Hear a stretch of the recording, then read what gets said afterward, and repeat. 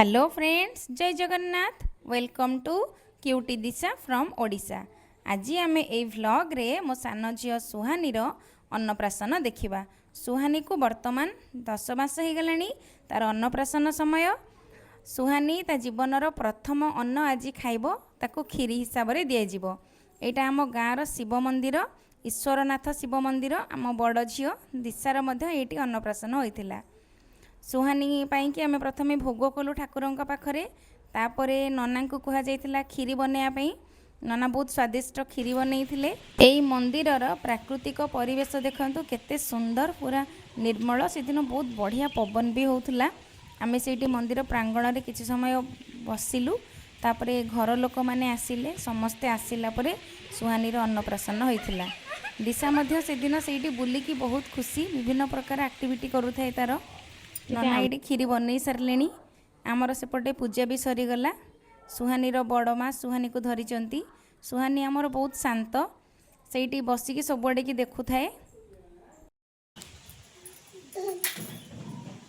कल छाड़नी यहीता खाली पाखक आसो गला धर।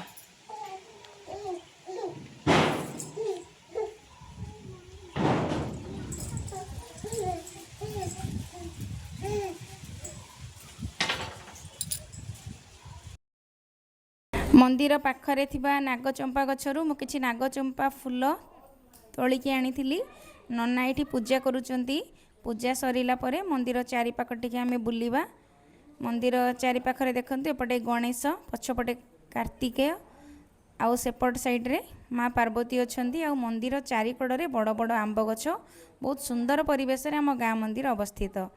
सुहानी ता बड़ माँ सांगे मंदिर पाखरे गोटे पोखरी अच्छी, सेटा बुलिकी देखुची। दिशा मध्य सेठी बुलुची। एठी माँ पार्वती अछंती। माँ लो समस्त को घंट घोड़े रखिता, समस्त जीवन में खुशी आ सुख आनीदे। एठी माँ पार्वती अछंती।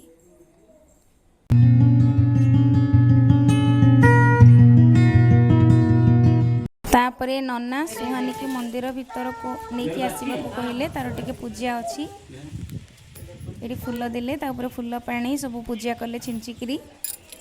तापर आमे कौन करवा, सुहानी को नबा खीरी खुआइबा। बड़ापा बड़ माँ घर अन्य लोक मैंने आसवे समस्ते। सुहानी भौणी दिशा खीरी खुआइबा पूरा रेडी होकी बसची। सुहानी की टिके निद आसलानी। सी टिके कांदुची, पुणी टिके हसुची। मुझे ये धरी। तापर आमे समस्ते ताको शीघ्र शीघ्र खुआबा चेष्टा कलु, कारण ताको निद आसु थाए, से अनकंफर्टेबल फील करू थाए। मुझे टिके खीरी खुआइली, से कांदु थाए टिके। आमे समस्ते ताको टिके खुआई दिलु।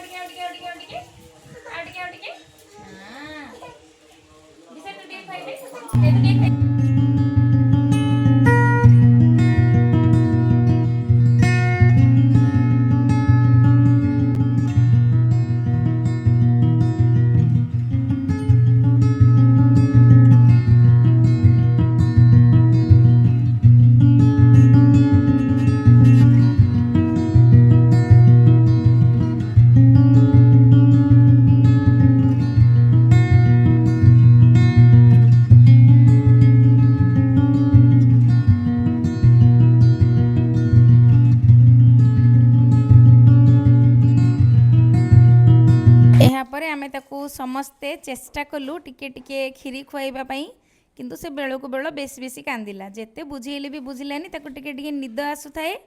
तापरे ताकू बड़ बो तार टिके खीरी खुआउ थांती। तापरे बापा आसिले खुआइबा पई। बापा भाबिले मु ताकू खुआई देबी। से बापा को बहुत भल पाए, कंदा कटा करेनी। किंतु सुहानी की बापा जेमती धरिले, सुहानी आउरी जोरे रे कांदिला। बापा, दिशा आउ सुहाना तीन जन जाक से दिन पिंक कलर ड्रेस पिंधि। बापा झील मैचिंग मैचिंग होकी, किंतु सुहाना कांदिकी सब मजा किरकिरा करदेला। तापरे आउ जेते जी खुआइले सी कांदिला, माने कांदिला, किछि देखैलानी। तापरे नना आसिले। नना कहले मु भी ताको टिके खुआइबी। हेले सुहानी तो कांदिबारे व्यस्त। अन्नप्राशनटा कंदा कटारे ही पलैला। ताको एक्चुअली से समय प्रबल निद लगुला। तार किछि समय पर बड़ापा आसी पहुँचीगले से भी सुहानी की टिके खुशी खुआईदेले किंतु सुहानी तो कांदिबारे व्यस्त। एतिकरे आमर अन्नप्राशन सरीगला। मु तापई विभिन्न प्रकार जिनस नहीं से जेकोसी गोटे जिनस को छुई था गोटे मजा लगे एमती कले किंतु सुहानी तो एते कांदरे व्यस्त जे केवल शोई पड़ा आउ से गुड़ा किसी छुईलानी। तापर आमे समस्ते प्रसाद सेवन करी घर को फेरिलु।